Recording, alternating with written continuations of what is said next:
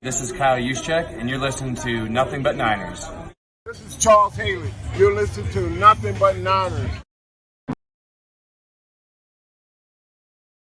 So now they've got to start from deep in their end of the field, and Garrison Hurst takes advantage of it. He takes the handoff, sweeps to his right, gets to the 20. He's in the 30, needs to cut in. He comes back up the right sideline, breaks the third tackle, comes down to the 30. He's down to the 20. He's down to the 10. He's down to the 5. He's into the end zone. Touchdown! Touchdown! 49ers! 96-yard run from scrimmage. Garrison Hurst breaking tackle after tackle, sweeps down the sideline. Throws off bodies like clothes after a marathon. Young, back to throw. In trouble, he's going to be sacked. No, gets away. He runs, gets away again, goes to the 40, gets away again, to the 35, gets back at the 30, to the 20, the 50, the 10. He died. Touchdown, 49ers. Third down, Alex takes the snap. Alex looking down in post, and it's Johnny! Touchdown! Touchdown, 49ers! It is second down. Ryan takes the snap, throws the slant to the left side. It's Russell, intercepted! The 49ers pick it, and Navarro Bowman is redemption! Navarro Bowman running it all the way for the touchdown! No greater redemption! San Francisco 49ers, we can do whatever we want. Click, click, boom. What's going on, faithful? It's your boy Mike from the Nothing But Niners crew. We are back to bring you guys a nice little preview. Guys, we are officially one sleep away. Tony looks like he's ready to get to that sleep already, man. What's going on, Tony? How you doing over there? What's up, man? What's going on? Just hanging out. Slept my ass off yesterday because I wasn't feeling good. But hey, listen, most importantly, screw me. Where is she? Oh. Happy birthday! Thank you. Did you hear his wife yelling in the background? Happy birthday! He says thank you, guys. That's nice of you guys. All right, we're going to skip all the formalities and all that stuff. We're not going to do all that right now. Let's just jump into it, man. Tony, this game coming up is an important one. It's the official launch of the Trey Lance era. And I don't know if there's been a quarterback under more scrutiny for doing his job than Trey Lance. What are your thoughts on that so far? And how do you think he's handling it? Yeah, I mean, I think he's handled it good. I think the kid is wired the right way to handle situations this way. He's confident in himself. He's confident in his skill set. He's confident in his team around him, which is important. And, you know, Kyle's going to protect him. Don't expect this kid to come out and launch the ball for 350, 400 yards. I think it's going to be a balanced attack. I think he's going to go with a heavy run game, whether it's due to I don't think it's due to the weather, but I think that was his thought process going into this to get the offensive line on the same page. But, I mean, most importantly about Trey, I think he's ready. I think he's ready to move on and take the reins of this team and to start proving the naysayers wrong. Yeah, and that's going to, take us into some of the stuff that's been going on with the team before we get into actually previewing this. Just want to get your thoughts on this George Kittle stuff. Now they're saying that he's got this groin injury. He hasn't practiced all week long. Kyle said on KMBR yesterday morning that he was going to see how Kittle looked in the red zone part of the practice. What would you do if you were the head coach here? Are you playing this guy? Are you letting him sit out? Or you want him present for Trey Lance's first start? If his groin is as serious as they're making it, I'd sit him. Because if he does more damage to the groin, you're talking weeks, if not maybe months. I think it's pretty much the same situation with Jimmy Ward. I don't think we're going to see Jimmy Ward back anytime soon. I think his injury is pretty serious, and they're downplaying it. But I do think if he can't go a full game, I'm sitting him, in my opinion. It's funny you mentioned Jimmy Ward. They let us know just how serious it was when they said they were putting him on IR. He missed the final preseason game, so that was 1 week. Then they said that they were going to put him on the short-term IR. That's another 4 weeks added to it. So they let us know from the gate, just how serious that injury was. But they're hopeful that they can get him back at some point this season. And while they were talking about that, they emphasized that you're allowed to do this twice with a player. I hope that he's not that guy. Hopefully we're not having to go 8 weeks without Jimmy Ward, but it was something that they just randomly mentioned while discussing it. So it's something to keep an eye on and see how those things play out. Got a little fun question for you. I've been asking everybody this last week that I've talked to. You got Elijah Mitchell. You have Raheem Mostert. You have Jeff Wilson Jr., Matt Breida, and Carlos Hyde. Those guys were the leading rushers since Shanahan has been here for the 49ers. Never a repeat rusher. What's up, Ant? Hey, buddy.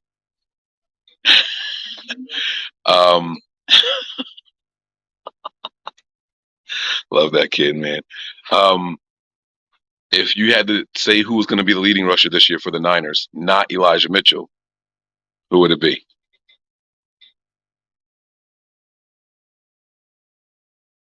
It's so hard to predict because I think once Kyle sees what he's looking for, that's the person he goes with. And one of them have to show it. So last year, Mitchell showed it. This year, I think it's going to be Mitchell from the start. But I'm telling you guys, do not sleep on Ty Davis-Price. I'm telling you, don't do it. The guy runs with – get going, will you? He runs with he's a physical runner. He's got that one cut downhill running style that they all like, and Anthony Lynn really likes this guy. So you have to keep your eye on him, but I do think Jeff Wilson will have a role in this team. I do. And I think it potentially could be replacing Jermichael Hasty. All right. Interesting. All right, let's go ahead and get to this preview portion of the show here. We're going to talk a little bit about the upcoming matchup with the Bears. Now, the Niners are obviously on the road. They're 6.5-point favorites last time I checked, which was actually last night. I lost my co-host. I don't know where he's chasing a fly or something. I don't know what he's doing over there. But the Niners 6.5-point favorites. There he is. He's back. He's not back. He's back. 6.5-point favorites here, man. Tony, let's talk about the offense here. The 49ers offense in particular. They're going to have their hands full with a guy like Robert Quinn. They brought over Muhammad from Indianapolis, who was a situational pass rusher, but he's coming with the new defensive coordinator for the Bears. He had 6 sacks in just being a situational guy. And this is a 49ers team with the unproven offensive line outside of left tackle Trent Williams. How do you think this offensive line holds up against this proven edge rusher? 18.5 sacks last season. And whether Mike McGlinchey is practicing or not, he was not on any practice report, injury report this week. So it seems like Mike McGlinchey is going to be good to go. How confident are you in our offensive line being able to hold up against the defensive line? This new scheme, they've switched to a 4-3 this year. How are you feeling about it? Yeah, Robert Quinn's a phenomenal edge rusher, in my opinion. I think he's very underrated. He's overlooked by many. He finished, I think, last year with 18 and a half sacks. 18 and a half, yeah. Off the top of my head. But here's the thing. More than likely, it's going to be he aligns on that side where Trent Williams is. So if he continues to align that side and they don't move him, I'm good with Trent Williams facing him. I have no problem with that. I have the utmost confidence in Trent Williams, and I think the 49ers do as well. The situation is if they start moving him to the other side, and you know how I feel about the McGlinchey thing. They put a video out. I don't know if they were supposed to get it out, but the video showed him coming from a 3-point stance and going out like on a lead, pulling around and leading down. Whoa. Oh. Get those feet done, Mike. And it showed McGlinchey taking a step and his knee almost buckling on him. And that, in my opinion, is very concerning. I think they're trying to really hide this and downplay and try to really get him up and ready to get on that field. He had a big, bulky brace on his knee the other day in their walkthrough. 49ers.com snapped a picture of it, and I just happened to catch it out the corner of my eye while looking at it. So it is concerning. As far as their defense and what they're going to show and what they disguise and all that stuff, I kind of feel Kyle has a knowledge and a know what they're going to try to do. Because let's take it back to last year when Matt Elbris was the defensive coordinator of the Indianapolis Colts. And That was the game where Jimmy played horrible, and it was the poor weather conditions with the downpouring rain. And I think he showed Kyle in that game what his defensive theory is about.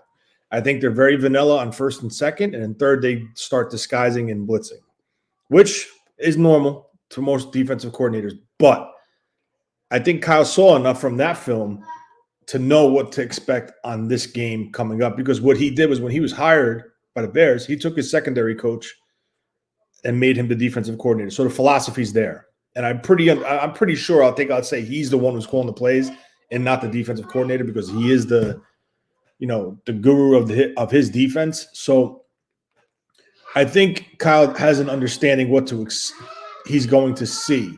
As far as our offensive line, they're going to get tested this week. And that's why I said at the beginning of the show is I think you're going to see a very heavy run attack to slow down that front line, to build the confidence in our line. And then he's going to start doing the play actions. Is he going to go deep? I think he will once or twice to keep the defense honest instead of bringing them up. But I think it's going to be a very basic game plan from the 49ers as far as attacking downfield. I think it's going to be rolling the pocket, bootlegs, getting the ball out of Trey's hands quick. And that's what I think we're going to see. But as far as Quinn, they do have to watch for Quinn if he aligns on the opposite side. Now, do you think that it makes a difference that they switched to a 4-3 this season as opposed to that 3-4, and how they're going to use Quinn or even Muhammad? No, because I think they pretty much those guys are going to be with their hand in the dirt rushing. They're not going to do. I don't see any zone schemes out of a 4-3 with them. Because I actually watched the game the other night versus the Colts with Jimmy in that game. It seems like they just downhill and rush that scheme with the Colts. But they did have a better defensive line probably with Indianapolis than they do here, minus Quinn. I mean, Buckner they had Teray there playing as well, a speed guy. So I do think it's going to be just he's going to send his D-line downfield and try to get to Trey and confuse and apply pressure to him and test this offensive line. But it's always you got to remember something as an offensive lineman. It's a lot easier to run block than it is to pass block. So that's why I think he's going to try to establish a run early and stick with it, and then try to catch the Bears off guard. All right, Tony, you want to read the super chat for us over here? I'm going to go back on mute. Oh, snap. I roll over from a hangover and get morning time NBN. That's right. That's right. That's why you got to set your alerts. Thanks for the super chat there, Mark. We appreciate it, man, Thanks, as always. Now, you talked about run blocking. Let's go ahead and transition to that, man, the run game here. Do you think that this is easy, like we're going to run more than we pass this game? Is there it's supposed to be raining. I don't know how bad the rain is supposed to be. Everyone's been talking about, the rain, but not all rain is bad rain. You know what I mean? Actually, a little bit of rain helps the ball stick a little bit more. Too much rain is when it gets bad. We don't know how bad it's going to be. But is it just, no thought into it? We're going to run the ball more than we pass it this game? I think that's what they want to do. I really think Kyle's going to come out and try. Look, Kyle loves running the ball. He loves it because everything. If he has a successful run game, he could really open up his bag of tricks in the passing game. It's legit. Everything is based off of the play action with that scheme with Kyle. I think you're going to see more gap zone runs from Kyle with this offensive line. You're going to see a lot of like the guards pulling and trapping and stuff like that. You're going to still see the outside zone. I just think Kyle, with the way this offensive line is built right now and the way the choice of running backs he has in this stable, he has the ability to do different schemes because Ty Davis-Price can make that one-cut run downhill. You saw Mitchell do it last year with success in this scheme, and now you have Jeff Wilson back in the picture. So it's all positives, and they all fit what Kyle wants to do.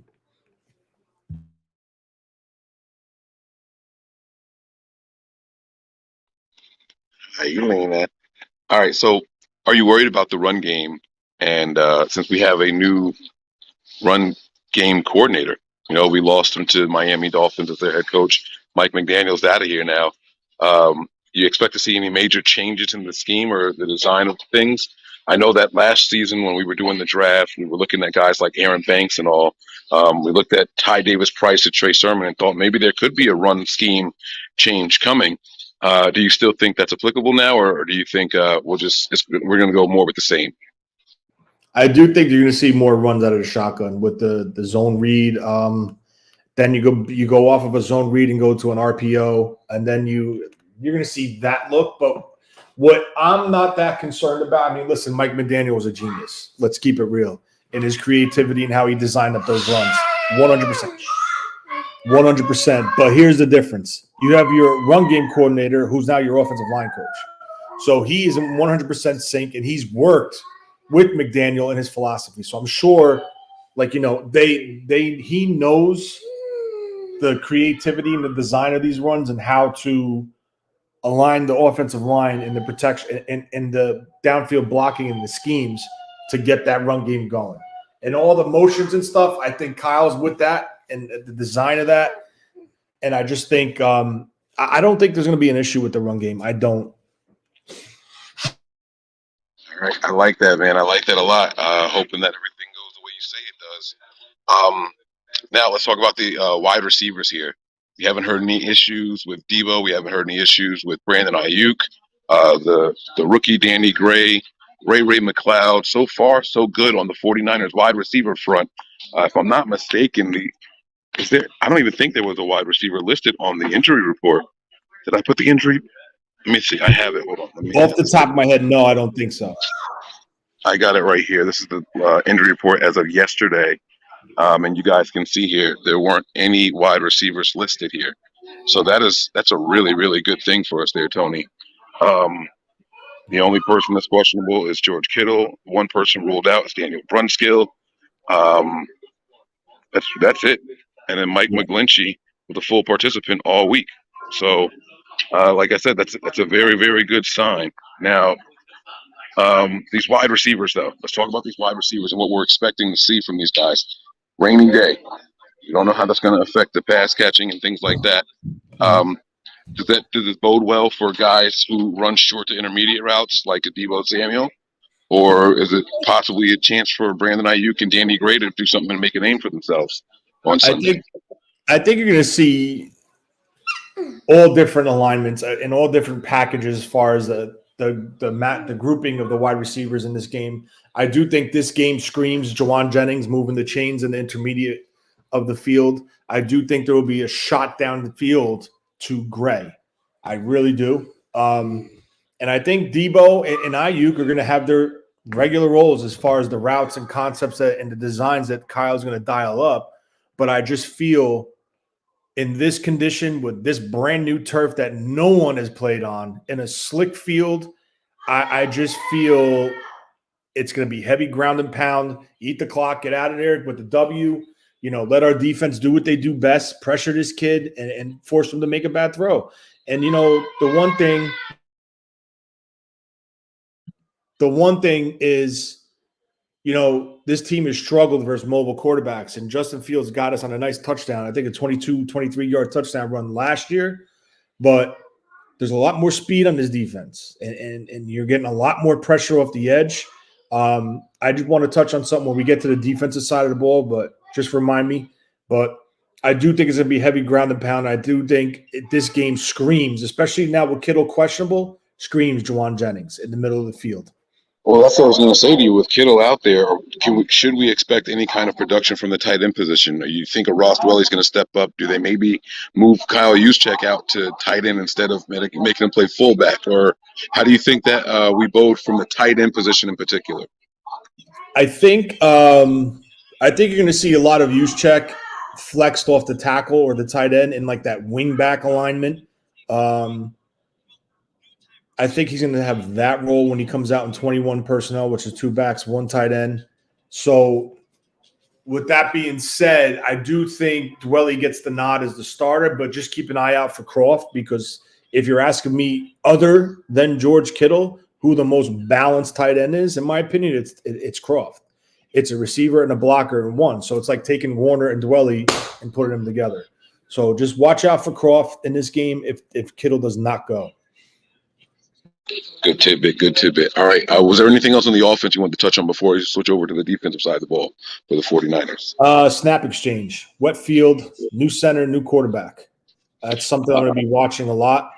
Even though this was Trey's center in practice, Okay. But it wasn't rainy conditions. All right, so that's something I'm going to keep an eye on. Alex Mack, when he was here, he was known to have a sweaty ass, and they kept the towel there, and he had to change his pants at halftime. So, maybe Brendel is a little bit drier.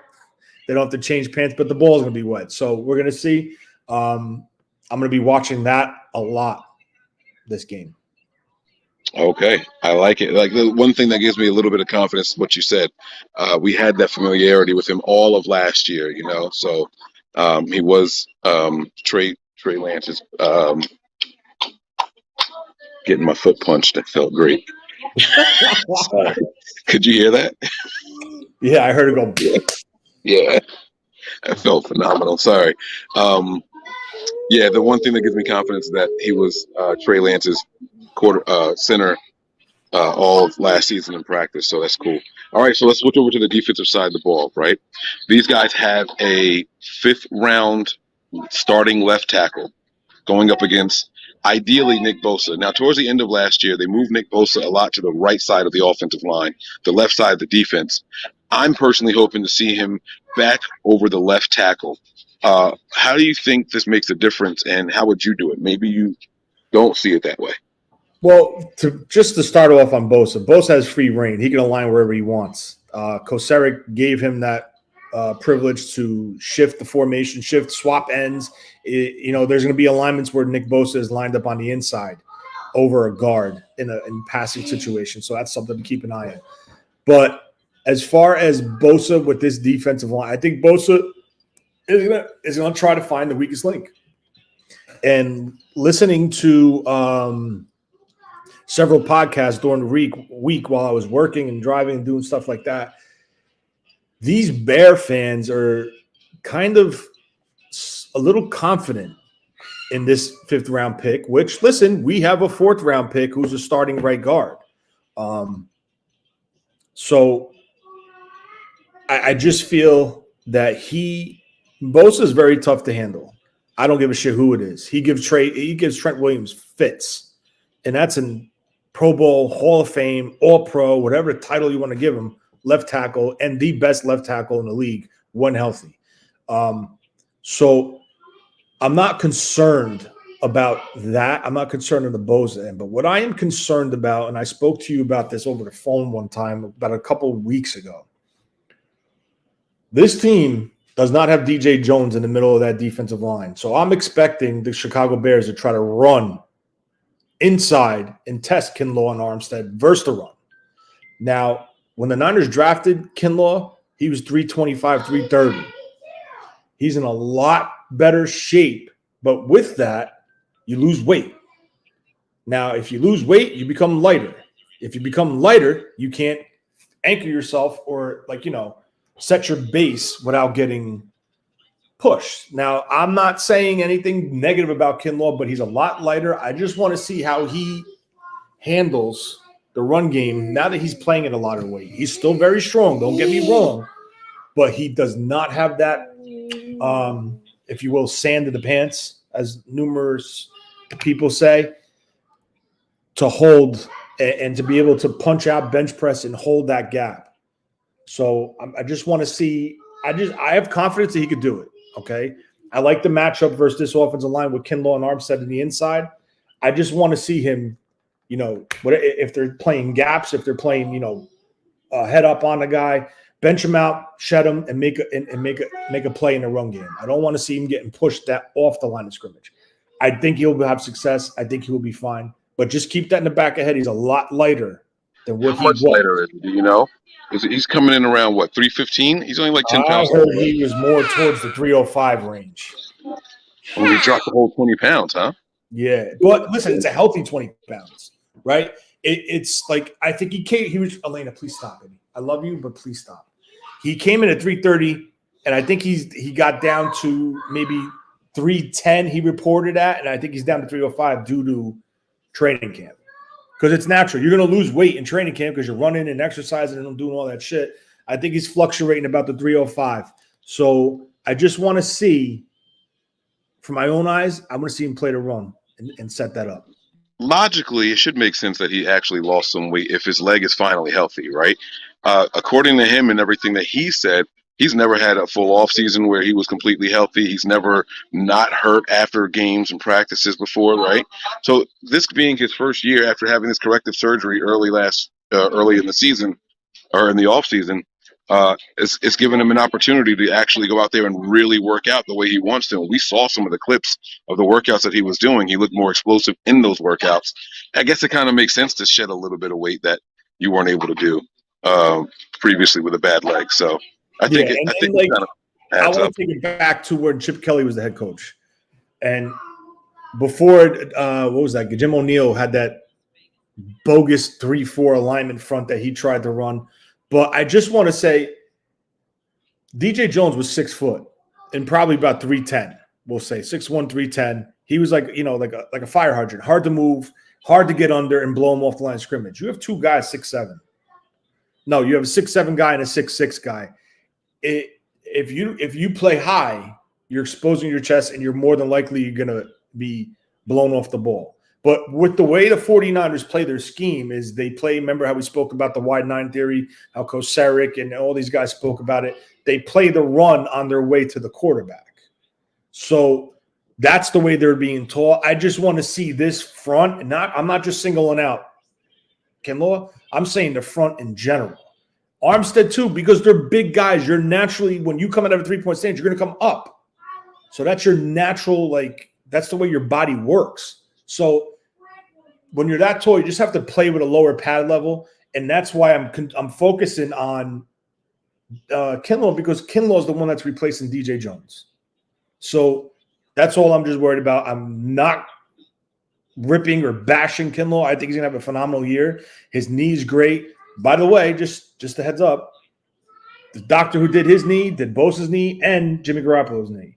So knock on wood, everything's good. He's healthy, no flare-ups like McGlinchey's having. But I think this kid's poised for a breakout season. I think it's going to happen. I just want to see it versus the run. I got to see him stop that run. That's it. You wanted me to remind you about something when we got to the defensive side of the ball. The next position group we're going to discuss is linebackers. Have you said it yet, or do you want to wait till we get to the position group? It was the Kinlaw thing. Just playing you having taller defensive tackles, right? Usually your defensive tackle is 6'2", 6'3" max. These guys are 6'7" and 6'6".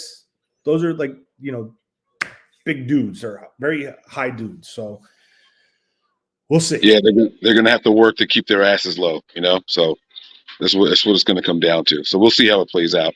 Let's get to the group behind the linemen, and that's going to be the linebackers here. Healthy for the most part. We have a limited participant in practice, and Dre Greenlaw with this arm injury. They said that he was walking in a blue non-contact jersey because of his arm early in the week. I don't know if he finished in a blue non-contact jersey. Do we expect Greenlaw to play? And if he doesn't, how confident are you in Demetrius Flanagan-Fowles to come in and fill in for him? We've seen him fill in for the likes of Fred Warner before, Aziz last year. How confident are you here in him in week one? Well, the way Mooney's speaking, Mooney's a slot wide receiver. So that means if Mooney's talking all this and he's going to be on the field a lot, they're going to come out with 3 wide receivers. So that eliminates one linebacker right off the bat. So it's going to be Aziz and it's going to be Warner. So I'm good with that. Flanagan Falls wants to come in. I'm good with that too, because they just keep keeping this kid around for a reason. I know he's a special teams ace, but he just needs to know his role on his defense, right? Because I think with that being said, being that they're going to be in a nickel situation, I think it's going to be Warner and Aziz. And I have no problem with that. If Greenlaw's hurt, don't force him. You are in week one. If we're going to get these injuries early in the season and make sure everyone's healthy at the end of the season, because we all know how this team is. We just got to get into the playoffs. Once we're in the playoffs, the team becomes a different team. So I'm good with it. Someone in here is saying Dre Greenlaw is going to play. If he is, good. Don't force him. But Yeah, I do think we're going to be in a lot of nickel, and that's going to bring up another talking topic. All right. So the one thing I want to give a little pushback on is you saying Mooney is a slot receiver. I think they've expanded his role this year, right? So he's going to be playing out. I think he's their number one wide receiver right now, right? He's going to be. I don't. No, not sure. I think he's going to be playing outside, though. I mean, I could be wrong. We'll see how it goes. I know he's a speed guy. He's a 4.38 guy, you know. So, which one? What number? 5? Okay, thank you. Oh, sorry. I'm walking with these, like, wedges in my toes. All right. So, linebacking core, they're saying Greenlaw may play. He's expected to play. That's a good thing. What about the secondary, Tony? Now, this is where all the question marks are going to come in. None of these guys have ever played a full game together. The communication could be an issue. We hope that it's not, obviously, right? But how are you feeling about the, Shavarius Ward coming in? You got Shavarius Ward on one side. You're going to have Emmanuel Mosley on the other side. You're going to be dealing with a new safety tandem that we've never seen play together. Starting and maybe finishing the game together, hopefully. How are you feeling about the secondary? Is this the biggest concern on the whole team right now? I'm good with the corners. I think they showed enough in camp. I understand it's only camp, but the ball was consistently being turned over and picked up and picked off, right? You could say it's bad because of, is Trey Lance inaccurate, or is it the corners really play that good? Are they really that good? There's that big of a difference on the outside with the safety position. Like, when they signed Odom, I told you, I said, there's a chance this kid could have compete for a roster spot. And sure as shit, look at this. I mean, for a starting spot. And sure as shit, look at this. He's starting week 1 due to an injury. And they specifically, in my opinion, targeted him because he had, I think 7 or 8 starts with the Colts last year due to injury. So he has experience, that in-game experience. It's a new system, a new scheme. Hufunga's a first-year starter. That's where the concern is as far as the back end of the secondary. But this is a big step up for Womack. I mean, you go from the WAC, leading the WAC with pass breakups and all this stuff on no one's draft board to being selected in the 5th round, and now you're the starting nickel corner for the San Francisco 49ers in week 1. That's a big leap. Now, with that being said, if there's somebody that could do it, this kid has the confidence, has the skill set, has the tools to do it. It's just he's got to do it in this situation. It's going to be interesting. I do think they will test him. I do think they will put Mooney in the slot and let him do his thing and see where Womack is in his development. But if it was a one-on-one situation with no pass rush, I'd be like, we need to be concerned. With this defensive line, I think it's going to help them, and it's not that big of a concern. And that goes for the back end of the secondary as well. I do think if this front 4 has the game that we all think they will as 49er fans and content creators and whatever you want to call it, I think this defense will be fine. All right, I'm going to challenge you a little bit here now. So you have in my opinion, a top 5. He'll finish top 5 tight ends this year in commit. You have a really good running backs over there. And I think maybe the wide receiving core over there is probably their weakness on offense right now, next to their offensive line. But you have a quarterback that can make all the throws, and he's got that escapability. Ran for over 100 yards against the Niners last year. New system and all, so I understand that, but he still did it against this defense. Where do you think the Niners are going to be most vulnerable in this game on defense? Like, who poses the biggest threat to the Niners, from the Bears side, their offense? Or is it going to be the run game in general? It doesn't have to be one specific player. Is it going to be, the shallow crossers? Is it going to be the deep shots? Is it, like you said, the Colts game last year, they beat us because of the pass interference flags. They just got all their yards that way, So how do you think it plays out this year? If it was a normal day, if it was a normal sunny day, I would be concerned at the seams of the field. I would be worried about the seams running down the field. because now you have pressure between. You got to have that exchange between your second level and your deep level, your defense, meaning the linebackers and the safeties. Where I could see an issue in this game being that it's rainy is if he breaks the pocket and it becomes it becomes sandlot football. And it's just like, break off your route and make a play. That's where I could see an issue with the communication part on the back end with those two safeties and two new corners. Well, one new corner. I don't think the corners are the issue. I think it would be the communication between the safety and the corner in a broken play. That's where I think it could be an issue. And listen, it's going to happen. They're going to flush his ass right out of the pocket, and they're going to chase him. And you're going to see Justin Fields roll and make a play. It's just, it's the same thing with Trey Lance. He's going to do the same thing too. It's just that type of skill set. I do expect D'Amico Ryans has something up his sleeve, though, to counteract him outside of the pocket. I do think it's going to be more of a man because of the weather. They're going to jam these guys on the line of scrimmage, and the safeties don't give up the ball deep. And, we'll see, man. We're going to see. All right. I like it. And then on the flip side, we talked about where we're most vulnerable. We obviously know that the no trim. You just file, even everything out. I think we all think that the defensive line is the strength of the team here. So we won't go into that. Let's flip it back to the offensive side of the ball. Where are we going to be most vulnerable on the offensive side here? Is it going to be the new offensive line? Is it going to be the lack of the tight end position?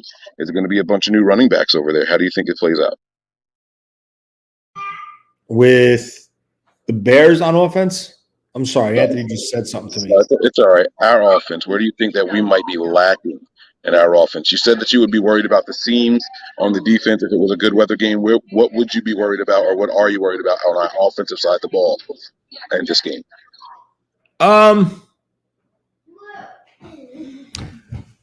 The communication on the offensive line. That's what I want to see. I want to see the and Elena, please go inside with me. 1 minute. The communication with the offensive line, and everyone, myself included, saying Brendel couldn't handle this role. Why? Because he's been in the system.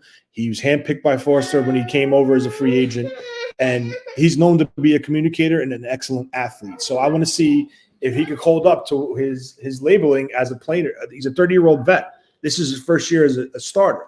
So I want to see how they communicate on stunts and everything. That's going to be my focal point immediately on that offensive line. And Cook, you're reading my mind, Cook Sports. McGlinchey, if he starts, my eye is going to be locked on him, because if I see he's struggling with that knee and kick sliding and stuff like that, get him out. It's not worth it. He's going to do something to that knee, and he's going to be gone for the year. That's what I just don't like about this team. If a guy's not 150% healthy, sit him. Don't force him. You're in week 1. What's up, John B? How many people are actually healthy, like completely healthy, ever in a football season? That's not fair to say. Now, I do think there should be some sort of gauge on week 1 aspect. From going into your first game of the season, right? If you have someone that's coming off a massive surgery the way McGlinchey is, and he's not 100% right, he should not be dressed. He should not be dressed. I'm sorry. Even if he's 85%, 90%, come on, and man. With that type of injury, Mike, you're playing with fire with that injury. You saw the video. I put it in the group chat. His knee buckled as soon as he stepped. That's not normal, buddy. I saw it. I just think there should be like a gauge, though. Like, I don't think you expect anybody to be 100%, but there should be some. You know what I mean? Like, there should be something there. I completely get what you're saying. And the type of injury should make a difference as well. So I agree with what you're saying. And it's not based off of also like 100% him personally re-aggravated and like doing a kick step and a pass set. What happens if someone rolls him? Right. You know, I mean, it can happen to anybody, but you already have an issue and you're going to jeopardize it. I'm just – that video scared the shit out of me with him. I'm going to be honest with you. I understand that. Makes sense. Now, are you going to be on the shows tomorrow? Yeah, I should be, yeah. I'm off all right, tomorrow. So I won't ask about all the predictions and stuff. We'll save that kind of stuff for tomorrow. We won't do that now. I'm trying to think of anything else that special teams guy. Now this is going to be interesting. Now, I was not fond of the special teams coordinator hire that we did. His first presser I thought was terrible. What he said at the state of the franchise, I hated that as well. But we saw some signs. I saw some decisiveness from this guy, right? He came in right away and said, "That's it, Robbie Gould, you're doing the kickoffs. Mitch Wisnowski, I want you to focus on, bless you, I want you to focus on just punts." And we've seen that pay off already, even in preseason, just a small sample size there, where the punts are being placed inside the 20, inside the 10. On the short field punts, you see Wisnowski getting a lot of air under it, allowing the gunners to get down and minimalize or make these guys call for fair catches. So we've seen some of the dividends pay off already. I guess my question to you is, does Hightower and his team over here with the Bears now, do they have something on the Niners? Is there something that he can do, or is it going to be, he's still one of the worst special teams coordinators in the NFL, and we're not worried about him? I don't know, man. I mean, in my opinion, I know how you feel about Schneider. I think he's a big improvement over Hightower. Just and I'm not even saying coaching. I'm just saying based on the players that he brought in, right? You brought in an Odin. You brought in a Burks. You brought in a McLeod. You addressed the three major levels. You addressed the special team with three major special teams players who also double back have roles on this team other than special teams. So I just feel that this team is so much special teams is so much more improved just by adding those three players, because now you take three players that were your top last year and they get bumped down. And then what that does is they bump down three players that were fringe guys that had to play because they had nobody else. So you're strengthening your unit in all. Listening to podcasts again from people that were there. Like I listened to Dante Whitner. I listened to, Papa, he's a bootlicker, but I mean. What the fuck does that mean? Oh, he's a. I have never understood. I've seen that. Someone said that to me one time on Twitter, and I was like, "What is this? You're a suck up? A suck up, maybe? A suck up? Is that what bootlicker means? I don't know. Oh, he's a bootlicker. I'll keep it real with you. But one thing that what's his name said to me, from 2021 to 2022 in practice, this is granted because obviously preseason they don't show nothing. He saw a difference in aggression and creativity on the special teams end of it in practice. Okay. So that's something to look for. I will say this: throughout Shanahan's entire tenure here, I can't recall a fake punt. I can't recall many onside kicks. What, maybe two? I don't recall anything. Shit, I don't even remember any. No onside kicks at all. I thought we had two unsuccessful ones. I think they had an attempt and a flag was called, and they just wound up booting it. Yeah, that's what I'm saying. Yeah, two. That's why I said two. All right, but even still, it's not good. No fake field goals. Except for there was a botched one time where the snap was fumbled. That wasn't by design. There was no creativity on the special teams unit for the last couple of years, and I, for one, was completely tired of it. So I am happy. This guy does do some things when he feels like there's an advantage to be had. He will get a little gutsy and call his shot there. So I do like that about him. That would be the one positive that I have as of now, in addition to the other ones that I named already. There's a super chat that I want us to get to in here. I got to get a free hand. Give me 1 second. Hold on, guys. No, okay. Sorry. Okay. Sean says, maybe we can get McClinchy a motorized shopping scooter or something. Why does it feel like Fields isn't a great processor? Anyway, be blessed. Tony, this is a good question here, right? Justin Fields is coming under a lot of scrutiny. Maybe it's because he's playing against the Niners, so we're trying to convince ourselves that he hasn't taken a step forward. But I really liked what I saw from him in this preseason. You guys got to remember, he's got a new offense now, a new scheme. The coordinators and the coaches coming from over there in Green Bay, and we all know Green Bay has some of what we do involved in their offense, right? So, I mean, it's a simpler – I don't want to call it a simpler offense, but it's more quarterback friendly if you know what you're doing. I think that's the way I want to say it. And I was really impressed with what I saw from Fields all preseason, Tony. What about you? What are your thoughts on it? All right, well, they hired Luke Getsy from Green Bay, and I understand everyone's saying he's under the Shanahan tree coming over there from LaFleur. In my opinion, he's not under the Shanahan tree because LaFleur threw the ball more than he ran the ball. And they had a pretty damn good 1-2 punch in Dillon and Jones. Aaron Jones. Yep. Yeah.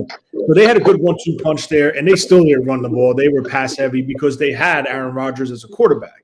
Yes. So everyone's saying, well, because they're coming from that system, they're going to run the ball here. I can't justify that until I see it. But listen, you can be taught X, Y, and Z, right? I could try to teach you X, Y, and Z as many times as I want. But if I'm the one who originated X, Y, and Z and mastered it, you're never going to be what I am because I'm the one who did it. And I'm trying to teach it to you.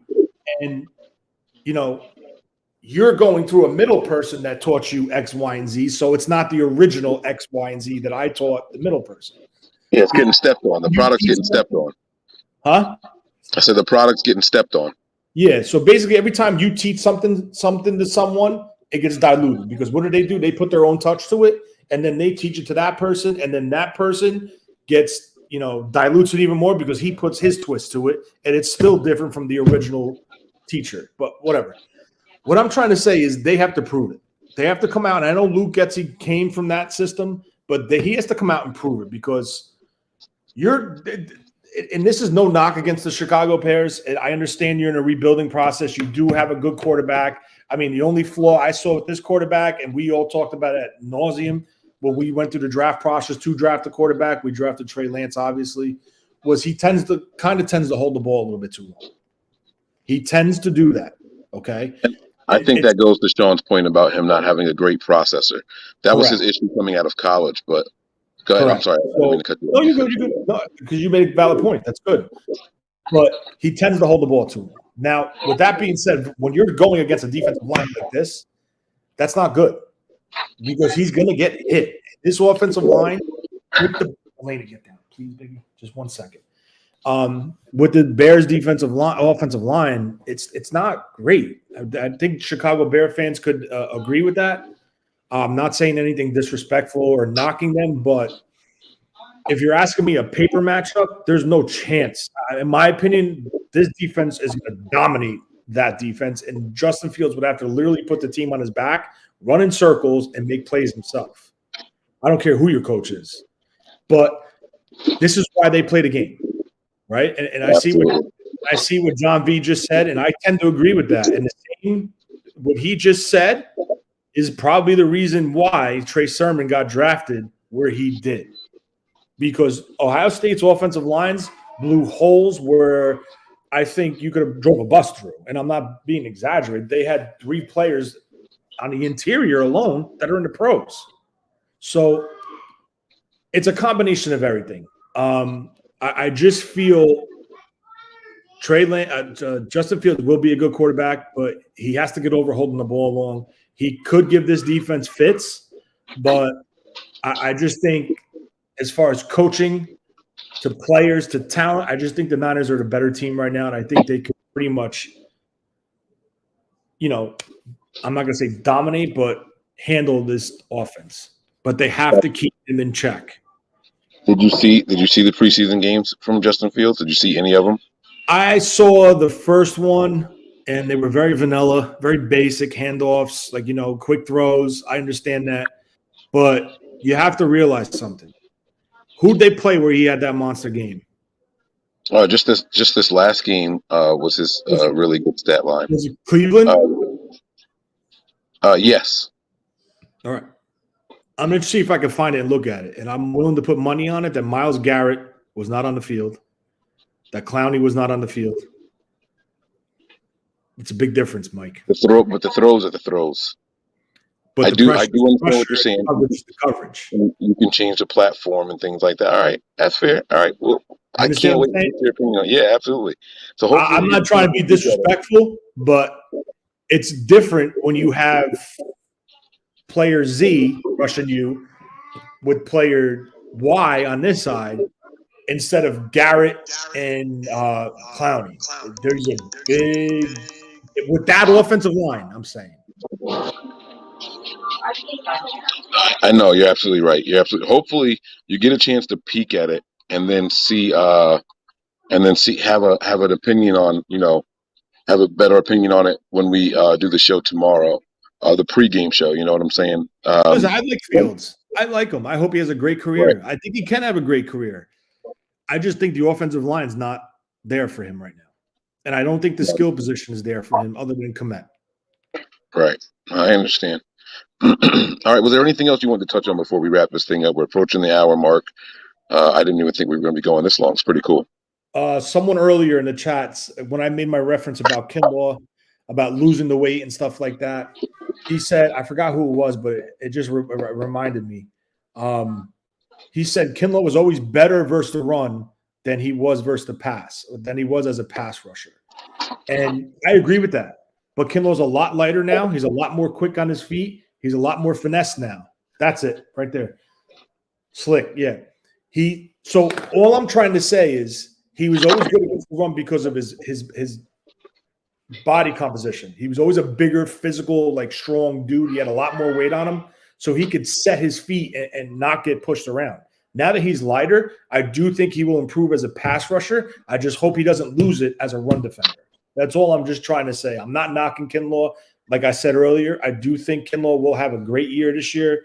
I don't know if he's a Pro Bowler, but I think he will be in probably the 6 to 8 range sack total, a couple passes defended.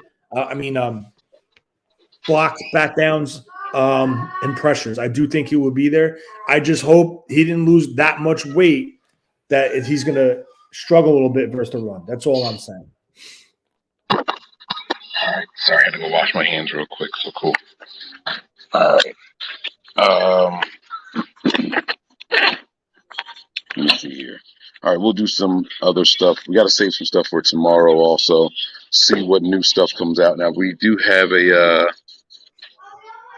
Grant Cohn sells merchandise now. 49ers QC. Okay. Thanks for the super chat. If you guys are looking for some Grant Cohn merch, go ahead and get it. Thanks for letting us know. Let me see here. All right. Let's do this before we go, man. This should be quick. I don't think it's a big deal to you, but maybe it is. Trey Lance not being named team captain. No, I'm so over that. Okay, that's what you got grown men making this is the end of the world. Listen, let me explain something to you. I understand quarterbacks that are rookies wear the C on their chest, right? Right, Mike? I mean, you agree with that? There's some that do. Okay. Yeah, some of them do, yeah. Usually the ones on really bad teams. This team, people don't understand this. The 49ers were in the Super Bowl the year before, if I'm correct. They were not in the Super Bowl. That was NFC Championship last year. Yeah. Well, the year before that, they traded up from the bottom. No, from the 13. They traded up from 13. So this is a team that was previously in the year before a Super Bowl team, correct? A Super Bowl team in the season before that suffered a shitload of injuries that got them to pick 13. Right. And then they traded up from 13 to 3 to trade a quarterback. Right. For a quarterback, right? So what I'm trying to say is if you look at the New York Jets, they drafted Wilson at what? 2. Right? When you're sitting at 2 and you draft a quarterback, that means your team is not good. So therefore, you don't have top-notch players to put a C on your chest. Exactly. You have to give a C to somebody. So let's give it to the quarterback, right? It's natural. Yeah. They did the same with Trevor Lawrence, right? I think they did it with Justin Fields, right? But this team, you have 6 players that are clearly your best 6 players on this team, minus 1. Debo didn't make it. But, people are saying because of what he did, they don't want to give him the captain thing. Okay, whatever, that's fine. You have legs to argue with that. But to sit here and say it's because they don't want to have to bench your quarterback because he's not playing well for Jimmy Garoppolo. I mean, listen, I don't care. It is everyone has their own thought process. Everyone has their own takes and beliefs and feelings. That's cool. You have a kid that went to a Super Bowl team, a contending team last year. Right. He's given the keys to the Ferrari this year.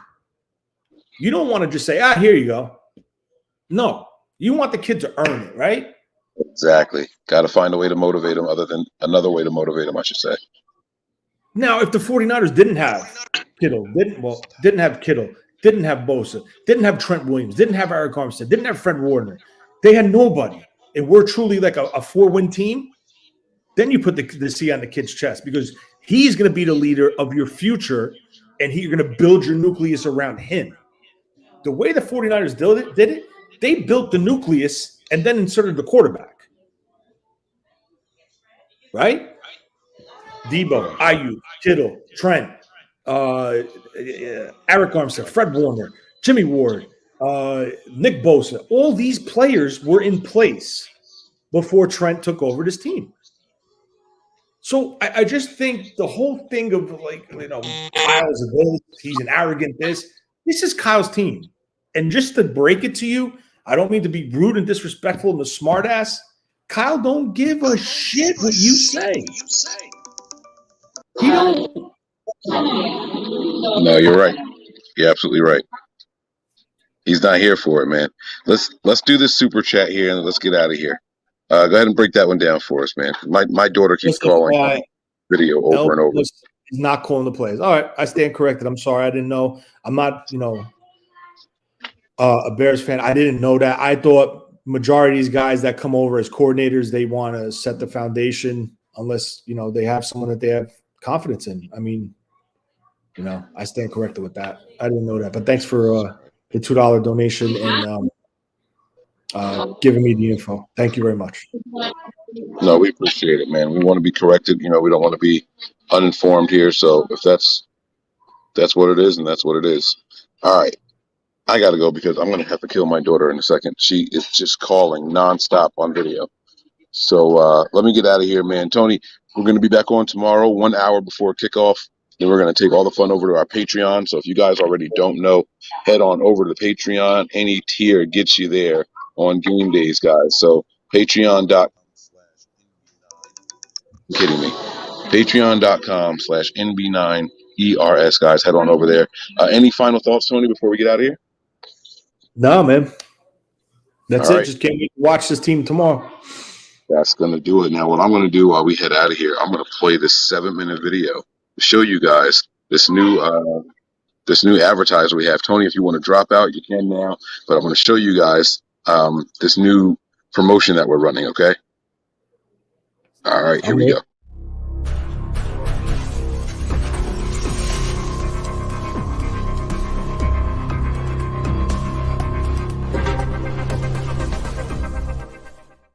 Today's show is brought to you by our partners over at PrizePicks.com. That is PrizePicks.com, all right? If you guys have never been there before, this is good. I got something special for you, all right? Go over there to PrizePicks.com, sign up, put in your email. It's going to ask you for a promo code. Plug in NB9ERS, like NB9ers. You see it right behind me. You see it at the bottom of the screen. Promo code NB9ERS. You want to bet $10, they're going to match your $10. You're getting free money, you guys. You want to bet $50, they're going to match your $50. You want to put in and deposit $100, guess what they're going to do? They're going to match $100. You guys are getting free money here. And then you get to go have a lot of fun. The sign up is easy as you could possibly think of. I'm not kidding, guys. All you need is an email address, and all you need is to put in your password, and then boom, put in the promo code. Zach, let's show people how easy it is, all right? Zach is my Vanna White tonight, okay? He's going to do. All right, so we're going to go here. You guys can see it. Boom, promo code, continue. He's going to put in his full name. I'm going to take that down because I don't want you guys to see all his personal information over there, all right? And then as soon as he's done, we're going to put in the card number. We're going to show you guys just how easy it is. And then we're going to do a little something with the 49ers and Bears game, all right? I think we know this team pretty well. Let's just see exactly how well we know this team, all right? Heading into tonight and looking at what we got going on. Anything that's for George Kittle right now, I'm taking the under, guys. I'm taking under because George Kittle might not even play. So if he's listed over there, I got to take the under, right? I think, Zach, that's a smart thing to do at this point, right? Gotta be. Yeah, baby. Yeah, all right. So we're going to show you guys just how simple, how easy this is. We're going to have a lot of fun with it, all right? All right, I'm all ready to go. All right, here we go. So, guys, we are on full screen now. Again, guys, this is our partners over here at PrizePicks.com. Again, PrizePicks.com. All you got to do is use the promo code NB9ERS. You don't want to put in the promo code. You don't like that kind of stuff. That's fine. We have a direct link for you here. bit.ly/nothing-but-Niners. All the way through. You just want to type something one time. It'll automatically insert the promo code for you. Okay? Now, have we made our deposit yet, Zach? Doing it right now. If you want to hop off the screen. Yeah, let's block the card number here. Boom. That is gone. It should just put asterisk, but I'm not sure. I don't remember, so I don't want to chance it. Maybe it doesn't. It's all good either way. We're gonna do this little deposit, guys, and we're gonna have a lot of fun with this one, man. This is gonna be so cool. I'm gonna do like, oh man, the Packers suck. So I'm gonna be like Aaron Rodgers for 0 yards. Take the under. Right? No, I'm kidding. I would never do anything like that. Guys, be responsible. All right? Don't consider this gambling. Consider this a lot of fun. We used to do things over here like the over-under when Nick was on the show. So consider this your over-under. We're going to get off of this, guys. Let's go up to the NFL tab over there. All right? Boom. There's your NFL. All right? Look at this. Now, let's just say we want to do something with Trey Lance. Go to the search bar and just type in Lance. Watch what happens, guys. Or you could do Trey Lance. That's fine. Boom. Everything that you could possibly wager on for Trey Lance. Look at this. Look at this. Look at this. Passes completed. You think Trey Lance is going to complete more than 16 and a half passes? All right, how about this? Rush, pass, receiving touchdowns down there. Let's take the over on that. Oh, let's go definitely. More. Let's go more than that, right? He passed for 2 touchdowns. We're in there. All right, I'm not going to play the whole thing, but we go into a lot more picks and things like that. Turns out you have to do picks from 2 different teams. So it's a lot of fun over there, guys. We're going to play the full video tomorrow during the preview show. Tony, man, I would tell you to sign up, but unfortunately us Jersey people and Pennsylvania people are not eligible for it. So you guys on the West Coast, take advantage of it, guys. Head on over to prizepicks.com. Use promo code NB9ERS. Okay, it's going across the bottom of the screen right there. There's the address there if you guys want to go straight to it. All right. And I believe it or not, I do have like the list of every state that can't do it. I'll put that across the bottom of the screen one time if you guys are wondering whether or not it applies to you or not. There it is. Look at that. NJ and PA all the way at the end, man. It's so sad. So sad, man. What could have been? What could have been? But we do it for the people out there on the West Coast mostly anyway. So that's going to do it, man. Let's get out of here. You ready? Prepare for glory. Anticipate pain. But always remain faithful. We're out of here, guys. Peace. We all gas, no brakes, pumped up, no fakes. We spinning, we winning, we high stakes. We never miss, we all makes. Look at us dudes trying to prove, bringing you news with nothing to lose. Mike, Nick, Tony, Wayne, Method Man, we bring the pain. Hey, see, I'ma confess it. We under the pressure. If you looking to find us, we them nothing but Niners. We nothing but Niners. We nothing